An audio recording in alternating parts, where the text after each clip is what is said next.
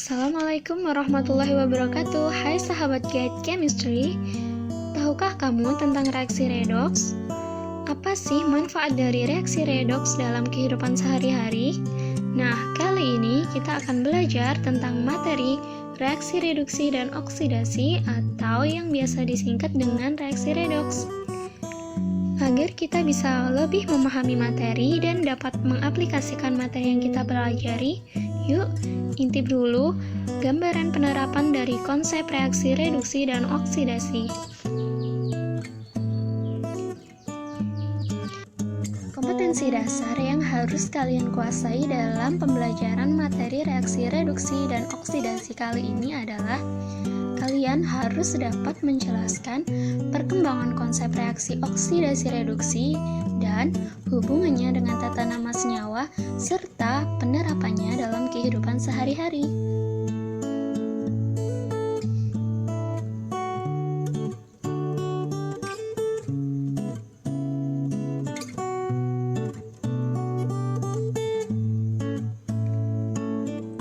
Indikator bahwa kalian sudah menguasai materi reaksi reduksi oksidasi kali ini adalah yang pertama, kalian sudah bisa membedakan konsep reduksi oksidasi baik ditinjau dari penggabungan dan pelepasan oksigen atau ditinjau dari serah terima elektron maupun ditinjau dari kenaikan dan penurunan biloks.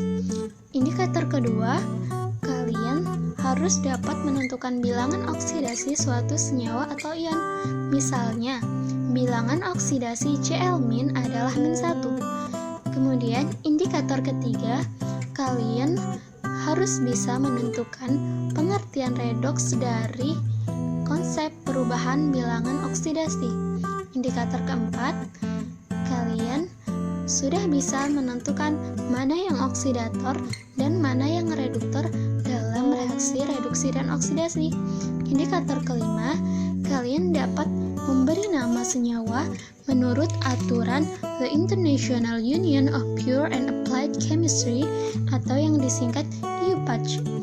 Indikator yang keenam, kalian harus sudah bisa menjelaskan konsep reaksi reduksi dalam memecahkan masalah yang berhubungan dengan lingkungan yang ada di sekitar kita.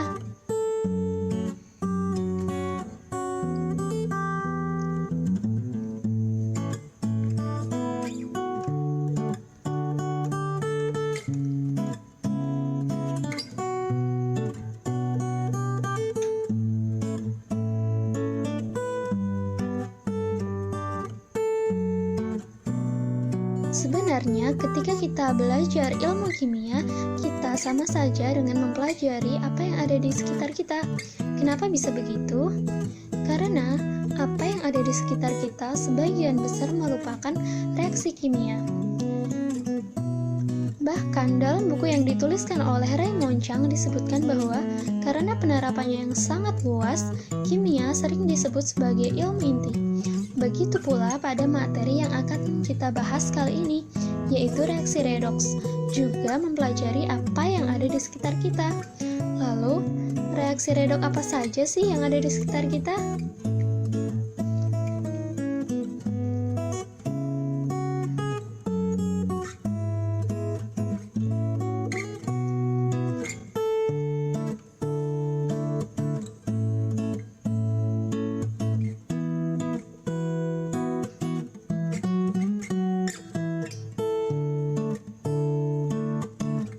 Nah, berikut adalah beberapa reaksi redoks yang terdapat dalam kehidupan sehari-hari dan akan kita bahas dalam kesempatan kali ini, antara lain zat pemutih, kemudian fotosintesis, dan juga korosi, serta masih banyak lagi penerapan dari reaksi redoks yang dapat kalian baca baik dari buku ataupun referensi pelajaran kimia lain.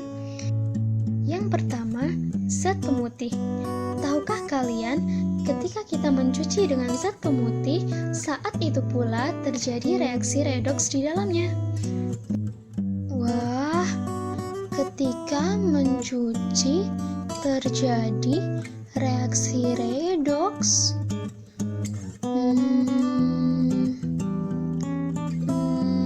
Benarkah?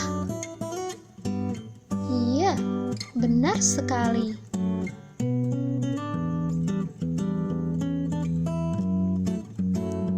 Bagaimana hal itu terjadi? Saat kita mencuci dengan zat pemutih, warna atau noda pada pakaian kita akan hilang melalui reaksi oksidasi.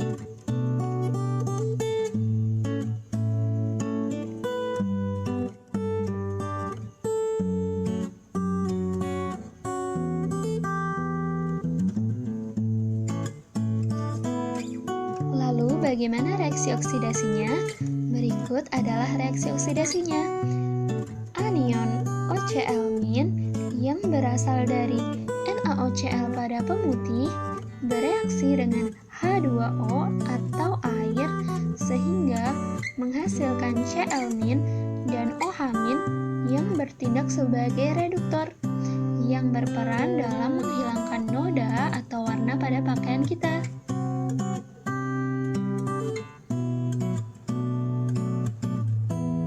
Setelah kita mengetahui reaksinya, lalu bagaimana agar zat pemutih bisa bekerja secara efektif? Bagaimana peran reaksi redoks di dalamnya? Penasaran kan?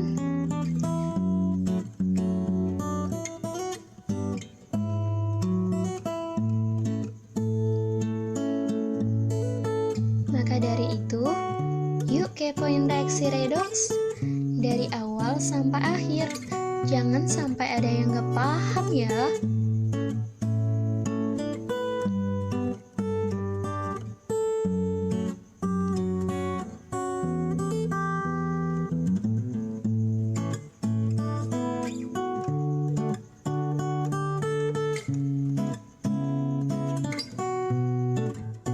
Sekarang kalian sudah tahu kan bahwa zat pemutih merupakan aplikasi dalam bidang sains dari reaksi, reduksi, dan oksidasi. Selain itu, reaksi redoks dapat dikaitkan juga dengan Al-Quran Surah Al-Fatihah ayat 1 yang berbunyi,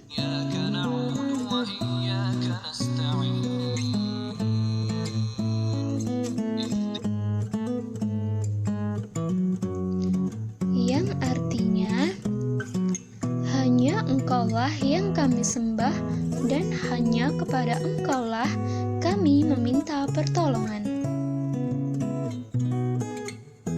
Wah, kira-kira gimana ya reaksi redoks dapat dikaitkan dengan Al-Quran?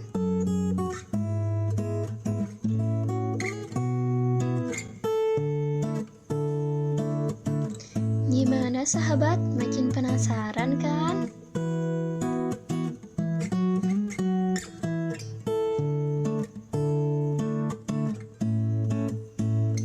Aplikasi reaksi redoks yang kedua yaitu fotosintesis. Kalian tahu kan apa itu fotosintesis? Dalam biologi, fotosintesis adalah proses pembuatan zat makanan atau energi dengan bantuan cahaya matahari, kemudian dengan bantuan CO2 dan juga zat hara. Nah, lalu apakah kalian tahu juga bagaimana reaksi redoks dalam fotosintesis berpengaruh dalam kehidupan? Lalu, bagaimana reaksi redoks dalam fotosintesis dapat dikaitkan dengan Al-Quran?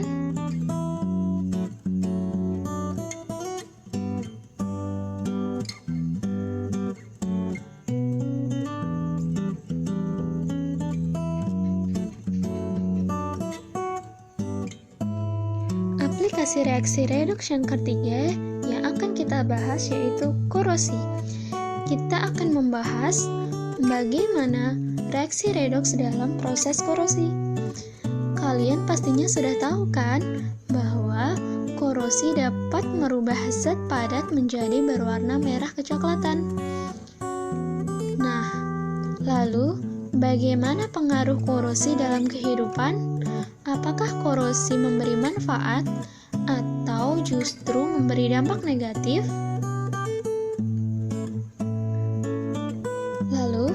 Bagaimana korosi dapat dikaitkan dengan ayat Al-Quran?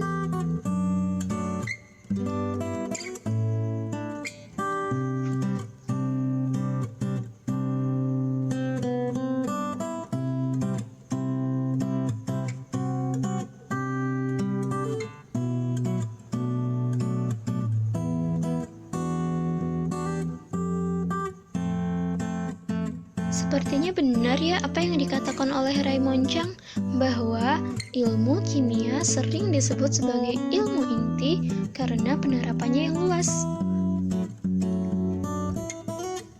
Nah, untuk tahu persis bagaimana pengaruhnya dan kaitannya dengan Al-Quran, kita harus mempelajari dan memahami reaksi redoks terlebih dahulu. So, tunggu apa lagi? Yuk tonton video materi reaksi redoks. Jangan sampai lupa ya, tonton videonya dari awal sampai akhir. Selamat belajar dan menyaksikan keajaiban kimia serta keagungan Sang Maha Pencipta melalui reaksi redoks. Good luck. Wassalamualaikum warahmatullahi wabarakatuh.